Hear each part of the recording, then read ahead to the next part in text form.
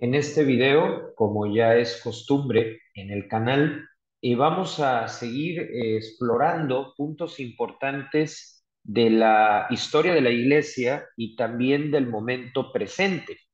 Esta vez me voy a referir a la orden de predicadores, partiendo de el lema o la palabra clave que al menos desde el siglo XIX los frailes han tomado como oficial, y es la expresión veritas, de origen latino, que en español quiere decir verdad.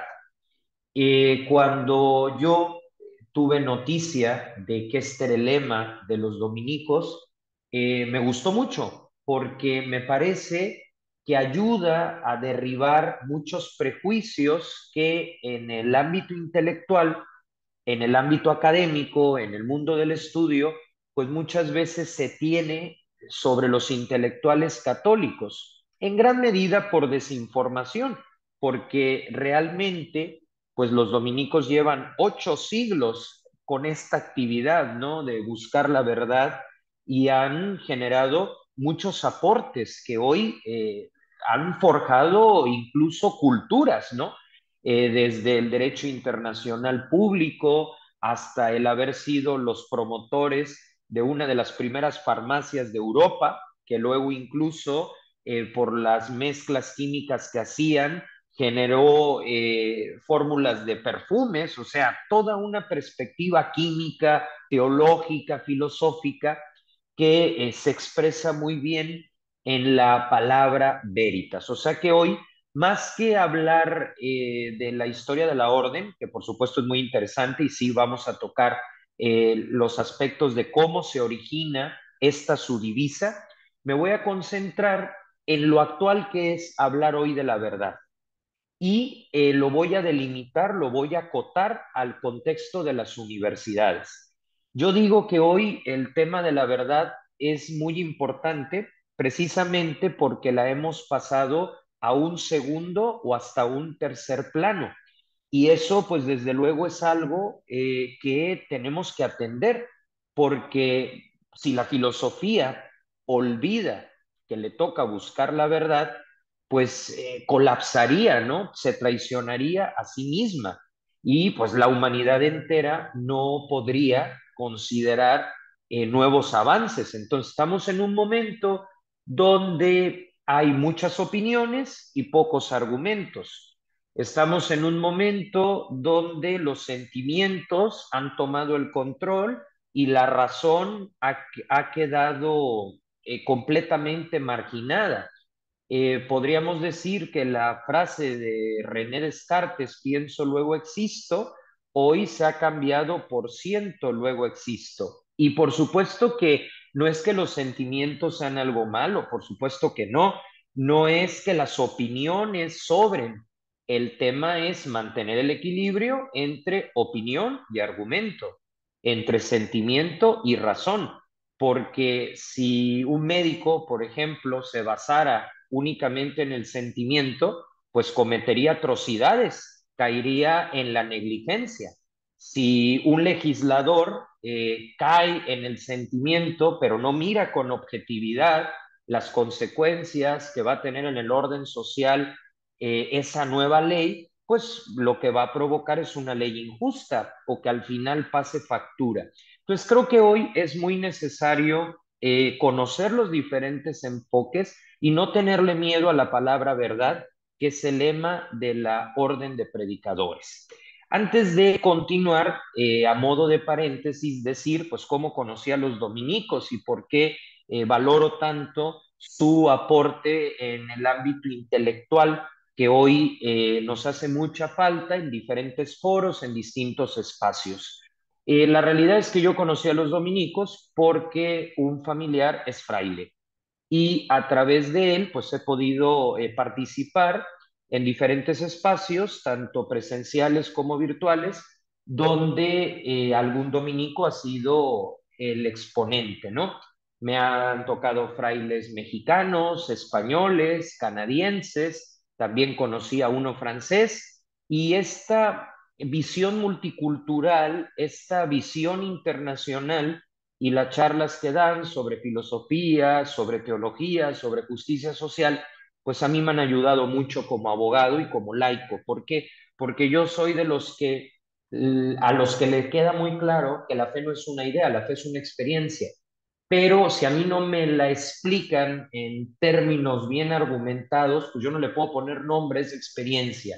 Y si no la nombro, pues me atoro. Así que ellos me han ayudado, ¿sí? Desde estos espacios, pues a interesarme en la filosofía, tanto en términos generales como ya en términos más específicos, que sería, pues propiamente los filósofos que han vivido la fe católica y que al mismo tiempo se han abierto a la ciencia. Entonces, me ha tocado conocer en concreto a los dominicos de la provincia de Santiago de México. Los que han sido de otros países es pues en espacios que esta provincia ha organizado en la República Mexicana. Y me ha tocado tratar a muchos de ellos, no solo como parte de un auditorio, sino también en algún desayuno, en alguna comida, en un pasillo. Y la verdad es que tienen historias previas a la orden, o sea, antes de entrar, muy interesantes. Varios de ellos eran licenciados en administración de empresas, médicos, físicos, químicos, pedagogos, abogados. Entonces, claro, cuando de pronto te encuentras con un fraile, pues que ha dedicado su vida al estudio, a la oración, a la predicación, pero también te habla desde la experiencia previa como abogado o te habla desde la experiencia previa como químico, pues derriba los prejuicios que todavía están muy presentes en nuestra sociedad al punto de considerar que la fe y la ciencia son agua y aceite, cuando en realidad son el complemento perfecto precisamente para hacer un buen trabajo de investigación y es que los dos, aunque tienen diferente método, buscan lo mismo, que es justamente veritas, la verdad. Así que bueno, vamos a estar hablando de ella precisamente porque hoy día necesitamos trabajar esto, decir la verdad, pero también descubrir de qué manera se debe de decir la verdad, porque muchas veces en el nombre de esta verdad mal entendida se confunde el argumento con la ofensa y eso tampoco se vale.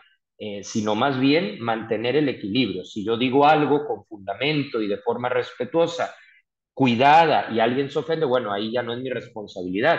Pero si yo no cuido el tono, si yo no cuido una comunicación asertiva, pues el error sí sería propio, ¿no? O sea, la verdad no da derecho a que la otra persona se sienta mal, sino que la otra persona pueda aprovechar algo que le digas, pues para que a lo mejor, no sé, se plantee preguntas, mejore, pero sintiéndose apoyada y respaldada, no en cuanto al error, pero sí en cuanto al modo, ¿no? Entonces, en ese sentido, luego de este paréntesis, estaremos hablando. Bueno, al hablar de la palabra verdad, los dominicos en su página de internet de España hacen una distinción que a mí me parece muy importante porque al principio, como yo no la conocía, me causaba conflicto. Y ellos dicen que hay que distinguir entre la palabra verdad con inicial mayúscula y la palabra verdad con inicial minúscula. Si nos ponemos a escribir un ensayo o a elaborar el compendio de un libro o bien participar en un foro, nos ayuda mucho esta distinción entre la verdad con inicial mayúscula y la verdad con inicial minúscula. ¿Por qué hacen esta distinción? Porque los dominicos atribuyen la inicial mayúscula a Jesucristo, porque evidentemente en la Biblia se expone como el camino, la verdad y la vida. Entonces, aquí es bien importante comprender que la verdad con B mayúscula no es ni suya, ni mía, ni de ellos, sino de Jesús. Y que a la hora de investigar o a la hora de entrar en un sano debate, no se nos debe de olvidar que ninguno de nosotros, por muy atinado que sea en su argumentación, tiene la verdad con inicial mayúscula. El único que cubre las expectativas y las supera para que se le pueda considerar ese título es Dios. Entonces, esto a mí me ayudó mucho porque yo decía, la orden de la verdad, y la verdad, valga la redundancia, es que al principio me cayó pesado, ¿no? Porque decía, ¿por qué se sienten la verdad ellos y no? La verdad con B mayúscula es Jesús.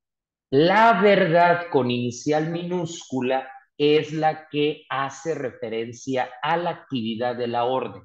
Entonces, cuando ellos dicen veritas, se refiere en un doble sentido, promover la predicación que Jesús dejó, pero no sintiéndose los dueños de esa verdad con inicial mayúscula. Ellos más bien se basan en la minúscula que hace referencia a su actividad. Entonces, más que la orden que tiene la verdad, es la orden que predica a quien es la verdad, o sea, Jesús. Y en el proceso que hacen de estudio y en el proceso que hacen de interpretar, bueno, ahí sí parten de las condiciones humanas, como la inteligencia y la voluntad, que pertenecerían a la B minúscula. Entonces, yo en este momento, si hablo de algo que dijo Jesús, es B mayúscula, pero si hago un comentario, es B minúscula porque viene de mí.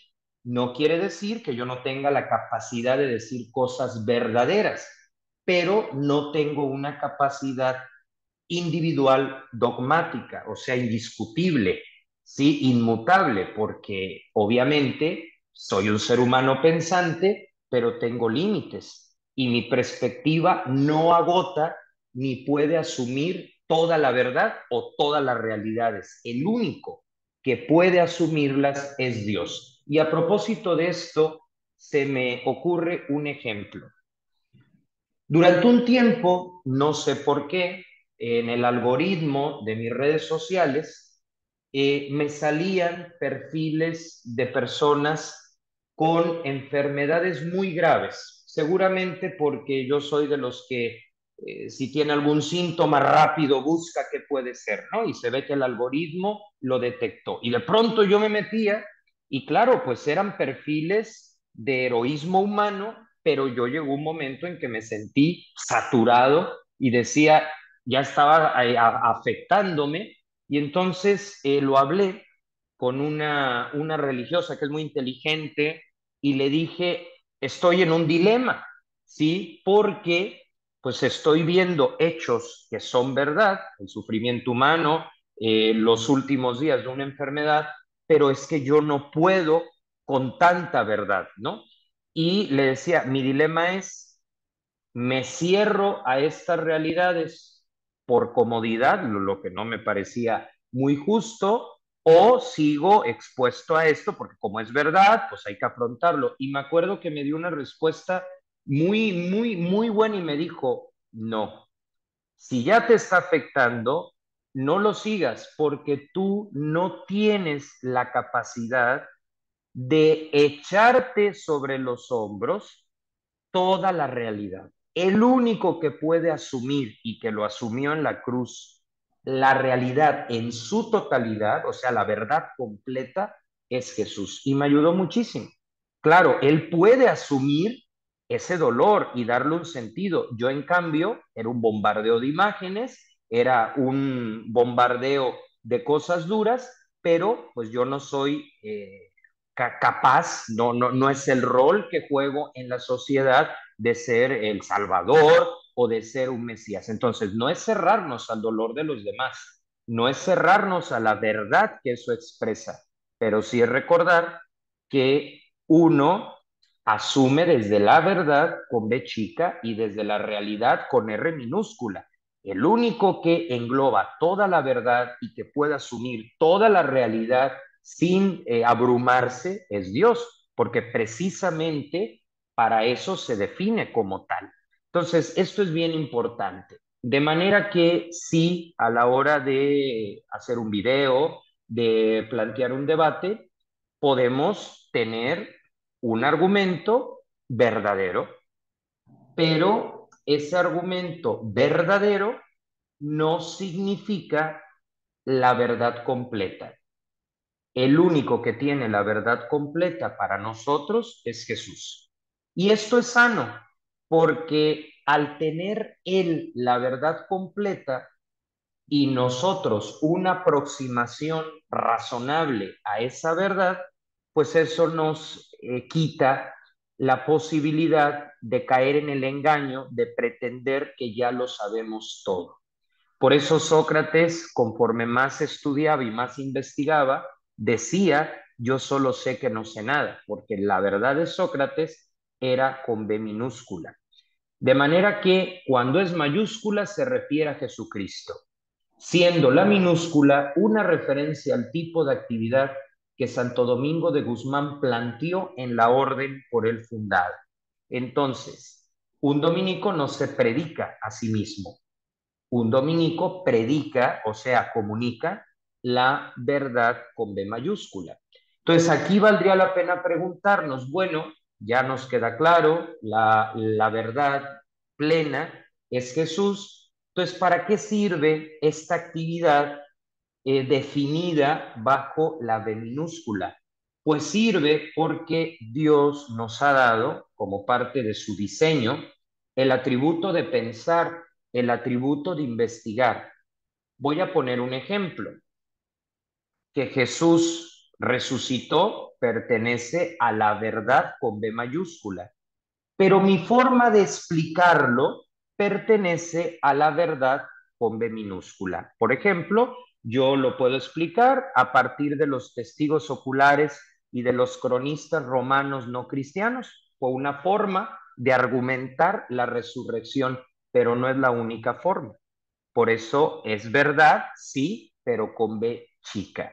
Entonces, nuestra verdad, más que suplantar la verdad mayúscula, es simplemente nuestro esfuerzo con sus límites para encontrar pues esa profundidad y poder ser un puente, poder ser un interlocutor con los demás. Entonces, cuando estamos en oración, nos encontramos frente a la verdad mayúscula, pero a la hora de compartir las percepciones que tuvimos en esa media hora, en esos 15 minutos, es la verdad minúscula. ¿Por qué? Porque a lo mejor yo lo percibí con un tono, el vecino lo percibió con otro y ambos tonos son verdad, pero ninguno de los dos tiene la capacidad de agotarla. Por eso Jesús ya se reveló de forma completa, es decir, ya ni le quitamos ni le ponemos, porque él sí, al ser la verdad mayúscula, ya dijo lo que tenía que decir. Pero nuestra verdad minúscula es la que sigue creciendo en esa profundidad. O sea, es un pozo que sigue dando agua, ¿sí? Que no se termina y lo vamos aprovechando con esa verdad minúscula que nos evita ponernos encima de un pedestal, creernos la única interpretación y eso se nos permite dialogar. Oye, pero ¿no sería relativismo? No, porque nosotros reconocemos una verdad con B mayúscula. La manera de explicarla, la manera de abordarla, esa es la que pertenece a la minúscula y que por lo tanto es un destello más no la fuente del mismo. Y eso Santo Domingo lo fue entendiendo.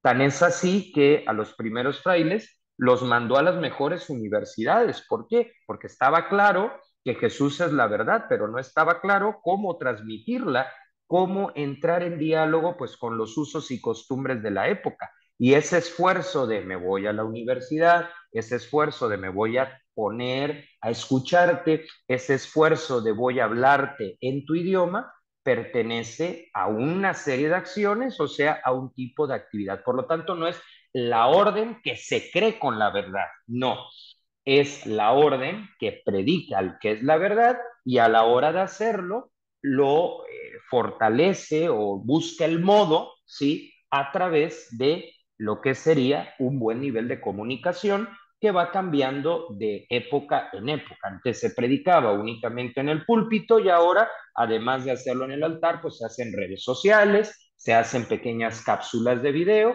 o incluso sí, también a través de un podcast, ¿no? Lo que trato de decir es que nosotros no somos la verdad, es Jesús.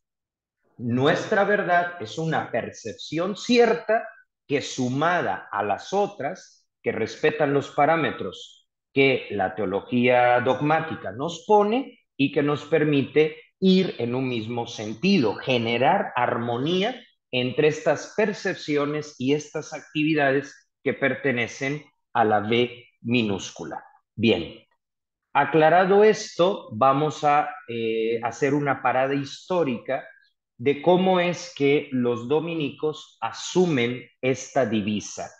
La fuente es de un artículo de los dominicos de España, que la verdad yo lo recomiendo mucho. Y dice, hay evidentemente muchas historias, muchos datos, pero me parece que este del siglo XIV puede explicar el origen de esta palabra que nos ha hecho hacer filosofía. Dice, en el año 1333, el emperador Luis de Baviera, admirado de cómo los dominicos combatían un error del Papa Juan XXII y se enfrentaban también al mismo emperador que estaba en lucha con el Papa, habría afirmado que la orden de predicadores es la orden de la verdad, ya que la defiende con tanta decisión como libertad. Ahí está el tema. Por el comentario de un emperador del siglo XIV, surge Veritas como palabra clave de la orden y también para todos nosotros. Y aquí está la cuestión. Si los dominicos ejercen la verdad con B minúscula en el sentido de contar con los argumentos para discutir libremente y sin temor a las consecuencias lo que ellos consideran un error, porque como veremos más adelante, ser coherentes con lo que se descubre como verdadero, pues tiene sus implicaciones.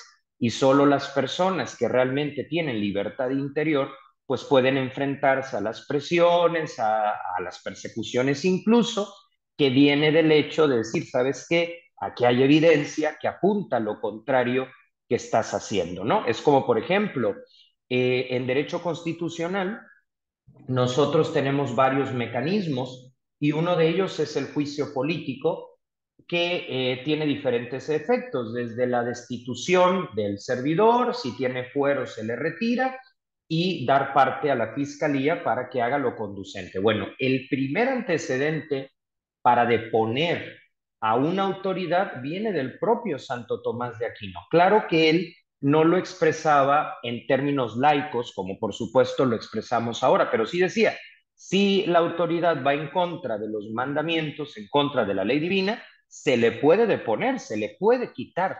Esa es la verdad con B chica, o sea, la verdad con B mayúscula son los mandamientos, porque eso viene directo de Dios, pero la interpretación que él hace de en qué supuesto se le puede quitar el cargo es un ejercicio de verdad con B minúscula porque ya es una interpretación, ya está el factor humano, pero es un factor humano justo y es una percepción correcta para que no haya un abuso de poder según la mentalidad de la época, apropiándose de la idea de Dios. Entonces, aquí el tema de la verdad es libertad para investigar, libertad para argumentar y libertad para asumir las consecuencias de pues, los puntos de poder que se toquen y que en un momento dado van a reaccionar y no siempre lo harán bien.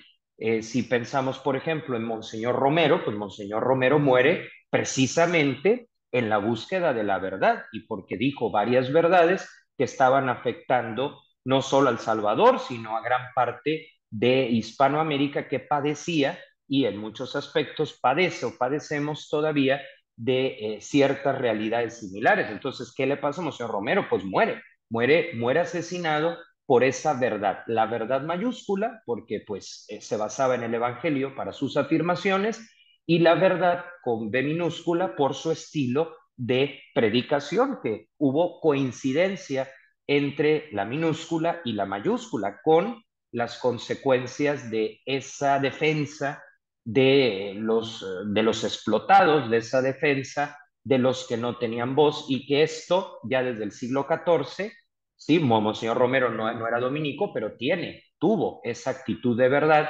impresionó ya desde cuántos siglos antes a Luis de Baviera. Bueno, actualmente, ¿por qué hablar sobre veritas? ¿No? Nos dice nuestra diapositiva, la verdad tiene que ser el eje transversal de la actividad humana, sobre todo en el mundo universitario. En este momento, la verdad está en riesgo. Eso es una realidad porque se prefiere, lamentablemente, las ideologías y los negocios que hay detrás de cada ideología. ¿Qué podemos hacer en el marco universitario para recuperar la verdad? Yo propongo tres formas de volver a situar la verdad como centro del quehacer educativo y del quehacer formativo. Primero, la emergencia educativa muchas veces se quiere atacar directamente enfocándola hacia los alumnos, pero se nos olvida que los alumnos son demasiados, entonces hay que ser un poco más estratégicos. Y si bien es cierto que ellos deben de ser la prioridad o el destinatario principal, primero hay que ir a los que son menos, pero que tienen un impacto, que son los catedráticos, los profesores. Por eso a mí me gusta decir que la emergencia educativa se combate primero formando a los que forman y acompañando a los que acompañan. ¿Qué significa esto? Que hay que elevar el nivel de el claustro de profesores. Pero ahí viene el reto, elevar el nivel tanto en la parte académica como en la parte humana, es decir, catedráticos debidamente integrados. Y aquí, para que esto suceda, hay que revisar los criterios de contratación, porque a veces sucede que esos criterios impiden que lleguen personas calificadas. Vamos a poner un ejemplo. Supongamos que se trata de un catedrático que no solo da clases, sino que tiene una fundación de ayuda humanitaria. Bueno, evidentemente, los requisitos deberían de ser diferentes para alguien que no la tiene, porque si le vas a pedir lo mismo, pues o atiende tu proceso de admisión o atiende la fundación humanitaria. Hay muchos que pudieran dar clase, pero que por tener un criterio único no encajan en ese criterio y quedan fuera. Y a lo mejor el que encaja no está teniendo ese contacto con la realidad necesaria.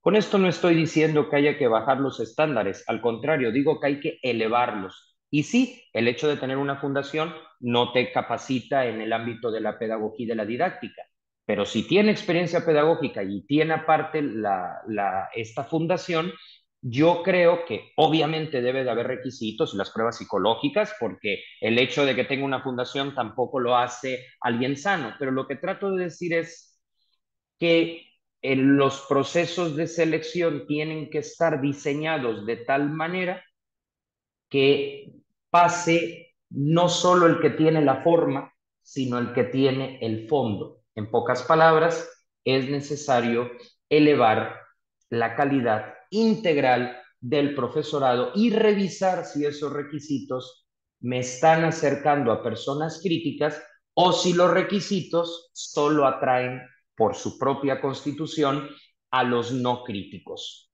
Primer elemento. Segundo elemento, el debate en las clases.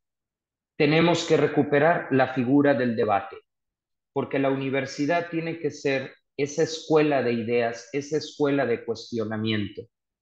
Y a mí me parece que si bien hay cosas que se tienen que inventar, hay otras que ya existen y que muchas veces, como ya existen, las hacemos a un lado. Yo creo que aquí la escolástica, ¿sí? Puede volver a tener un punto fundamental, porque la escolástica, ¿qué es? Plantear una cuestión, discutirla desde diferentes aristas que sirvan de filtro y llegar a una conclusión. Yo creo, por ejemplo, en una facultad de derecho, se tiene que empezar por debatir si las leyes son necesarias. Puede parecer una tontería, porque uno diría, pues claro que son necesarias, sí, pero que se diga después de esta reflexión que busca las bases. Es básica y al mismo tiempo profunda. Y lo tercero que me parece muy importante para poder recuperar la verdad es el uso de la epistemología que se ha perdido. ¿Qué es la epistemología? La fuente de la fuente, el estudio de la ciencia y lo que nos permite pasar de una mera opinión a un argumento. ¿Cuál es la diferencia entre una opinión y un argumento? Que la opinión es solo lo que yo digo y el argumento es lo que yo digo más una evidencia. Y eso nos va a ayudar a que la verdad vuelva a estar en el centro. Y lo más importante, que no cualquier institución estará dispuesta a afrontar porque puede venirle una baja de matrícula, pero ojo, esa baja será temporal, luego la va a recuperar porque habrá subido su nivel. La renuncia de lo políticamente correcto. Esto no significa que en la universidad se van a decir disparates. Esto no significa que en la universidad se vayan a tolerar cuestiones que por sí solas se deben descartar porque van en contra de la dignidad humana o porque se vuelven delitos de odio. Por supuesto que eso no, sino que en la universidad se pueda preguntar abiertamente y contestar abiertamente. Sí, habrá quien diga, ¿sabes qué? Esto está muy profundo para mí, mejor me voy, pero a la larga esas pérdidas van a ser el precio que se tiene que pagar para que la institución remonte, para que la institución camine, para que la institución sea un lugar donde verdaderamente se pueda discutir y donde se recupere lo que Santo Domingo decía. Y a lo mejor aquí hay quien me diga, bueno, pero esto está bien para las universidades católicas y a las laicas que les dices lo mismo, porque no hay ninguna universidad que pueda renunciar a la verdad. Santo Domingo le habló al mundo católico y no sé si consciente o inconscientemente, pero también le habló al mundo no católico, porque tanto en un caso como en el otro se necesita la verdad. Y el mismo Santo Domingo nos muestra el estilo. Hay una anécdota, se topa él con un hereje, no tomen a mal la palabra hereje, hereje es sencillamente alguien que cree y enseña pues algo contrario a la fe católica, ¿no? Entonces se encuentra con él, se pasa la noche platicando con él y no lo condenan, no lo pisotea, pero lo convence. Lo convence porque se muestra abierto, porque sabe argumentar, porque su vida respalda lo que está diciendo. Entonces, para Santo Tomás de Aquino era también la vía, solo que Santo Tomás la desarrolló, no la dejó en la Suma Teológica. Pero el origen está en Santo Domingo. No es imponer, es proponer. Me siento a platicar contigo. ¿Qué tienes que decir? ¿Qué tengo que decir? ¿Y a qué conclusión podemos llegar? Ese es el sentido que debe darse en la universidad y que hoy hace falta que se retome esta dimensión de formar al que forma, de generar espacios de debate, de revisar, porque a lo mejor te llega un profesor con todos los papelitos que pides, pero que no tiene la vocación, que no tiene la entrega. Es decir, hay que replantear los procesos de contratación porque si son demasiado burocráticos, te va a llegar un burócrata, no te va a llegar un formador, no te va a llegar un visionario, no te va a llegar alguien que tenga ganas de hacer las cosas, ¿no? Y burócrata no en el sentido de alguien que trabaja en una oficina de gobierno, hay todo mi respeto, sino en el sentido de cumplo con las formas, pero me quedo en mi zona de confort y no me arriesgo más. Ahora, por último, esta verdad, ¿cómo debe de comunicarse? Bajo una regla, no importa tanto lo que dices, sino cómo lo dices. Yo puedo decir una verdad ayudando o una verdad lastimando. Es decir, la misma verdad puede pegar o puede sanar. Tenemos que optar por sanar. Y vamos a poner un ejemplo. Supongamos que yo tengo un alumno que me entrega una tesina que objetivamente no está bien hecha, no se siguió la rúbrica, más allá de la forma, no conectó, no argumentó, pediste un ensayo y te trajo un resumen. Bueno, evidentemente hay una verdad y esa es, se pidió un ensayo, trajiste un resumen. Ok, depende de cómo lo diga, yo puedo hacer que esa verdad golpee o sane. Si un profesor lo dice a gritos delante de todos, lo hace pasar al frente, lo humilla, sí, está diciendo una verdad, que el trabajo está mal hecho, pero esa verdad lo está desanimando, lo está destruyendo. ¿Qué se debe de hacer? Oye, mira, me parece que el resumen como tal está bien hecho, tiene sus fuentes, es coherente con el tema. Sin embargo, te falta ahora opinar. ¿Tú qué opinas de eso que investigaste? Y eso es el ensayo. Y esa es tu siguiente oportunidad para el próximo módulo. Es diferente. Es la misma verdad, pero el modo, ¿sí? Porque a veces escuchamos, le voy a decir sus verdades, pero en el fondo lo que se quiere decir es que va a ir a ofender. Y no, puedes decir las verdades, pero sin desanimar a la otra persona. Claro, eso lo va entendiendo uno a lo largo de la vida, con las experiencias. Santo Domingo estaba frente a alguien que objetivamente era un hereje, ¿no? Pero no llega diciéndole, aquí no me siento porque eres hereje. No, no, llega, a ver, yo creo que no estás considerando respecto de Jesús y respecto de este versículo A, B y C. Es decir la verdad, pero con tacto, ¿sí? Y dirá, pero eso es hipócrita, no, porque tú te sostienes en la verdad, ¿sí? El buen modo más la verdad es la combinación perfecta y eso es lo que toca. Claro, cuando hay elementos para hacerlo, en este caso había una rúbrica, había un manual, había un reglamento aceptado por la comunidad universitaria y eso brinda la objetividad para decir, ¿sabes qué? Aquí hay una verdad de mejora. Necesitamos renunciar a creernos cualquier cosa.